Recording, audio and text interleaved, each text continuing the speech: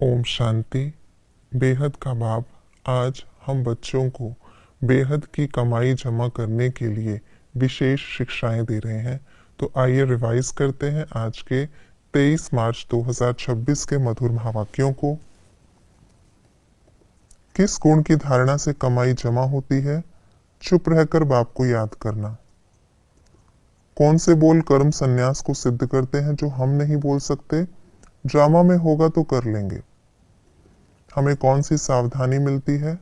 बाप और वर्षे को याद करो। बाप को याद करने से विकर्म विनाश करने को क्या कहा जाता है? योग अग्नि। सर्व की सदगति का आधार क्या है? श्रीमत। नाम बाला किसका होता है? जो अच्छी रीति पढ़ते और पढ़ाते हैं। कौन 84 जन्मों की सीढ़ी चढ़ते और उतरते हैं? भारतवासी। सारी राजधानी कब तैयार हो जाएगी?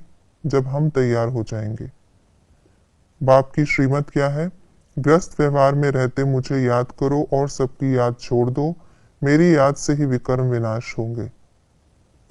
हम अभी अपने को देवता क्यों नहीं कहला सकते? पतित होने के कारण। बाबा ने अपने नूरे रतन बच्चों से क्या कहा? जब तुम सतयुग में आते हो तो तुम वन वन से राजाई करते हो। औरों की जब वृद्धि हो, लाखों की अंदाज में हो, तब राजाई चले। तुमको लड़ने करने की दरकार नहीं। तुम योग बल से बाप से वर्षा लेते हो। चुप रहकर सिर्फ बाप को और वर्षे को याद करो तो विकर्म विनाश होंगे। पिछाड़ी में तुम चुप रहेंगे, फिर यह चित्र आदि काम नहीं आएंगे। तुम होशियार हो जाएंगे। राजाई किसे मिलेगी? फुल पास होने वाले को।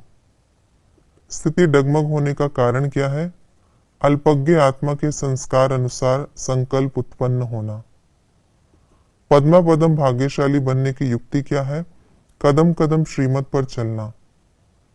विश्व कल्याणकारी आत्मा का कर्तव्य क्या है? मन में सर्व के कल्याण की भावना बनाए रखना। निश्चय बुद्धि आत्मा की निशानी क्या है? सरकमस्टांस में अपनी स्वस्थिति की शक्ति से सदा विजयी अनुभव करते। बंधन की एक निशानी क्या है? कोई भी सेवा की, संगठन की, प्रकृति की परिस्थिति के कारण स्वस्थिति का डगमग होना। मनुष्य ने क्या कहकर बहुत भारी भूलें की हैं। ईश्वर सर्वव्यापी है, आत्मा सो परमात्मा, ब्रह्म महतत्व भगवान है, गीता का भगवान कृष्ण है, कल्प की आयु लाखों वर्ष है, आत्मा परमात्मा में मिल जाएगी, हम शरीर छोड़ मुक्ति धाम में चले जाएंगे, ब्रह्म में लीन हो जाएंगे। संगम युग में क्या होता है? नई दुनिया बनती, पुरानी दुनिया खलास होती, दैवी राजधानी की स्थापना होती, निराकार भगवान से श्रेष्ठ मत मिलती, परमपिता परमात्मा की शरण मिलती। शिव बाबा संगम युग में आकर क्या करते हैं? श्रेष्ठ मत देते, रावण से छुड़ाते, सृष्टि को बदलते, राजयोग सिखलाते, हमको शरण में लेते, भविष्य के लिए पढ़ाते, राजधानी स्थापन करते, राजाओं का राजा बनाते, भारत को सचखंड बनाते, सेकंड में सदगति का वर्षा देते, ब्रह्मा द्वारा हमको अडॉप्ट करते, हम सो सोहम का अर्थ समझाते। हमें किन बातों की धारणा करनी है?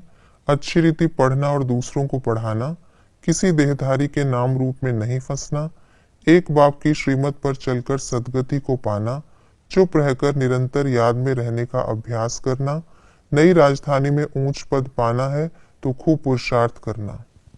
ये थी आज की मुरली की विशेष बातें। हमें सदगति की प्राप्ति करनी है, सतयुग में ऊंच पद पाना है। इसके लिए स्वयं भी अच्छी रीति पढ़ाई पढ़नी है और दूसरों को भी पढ़ाना है। ओम शांति।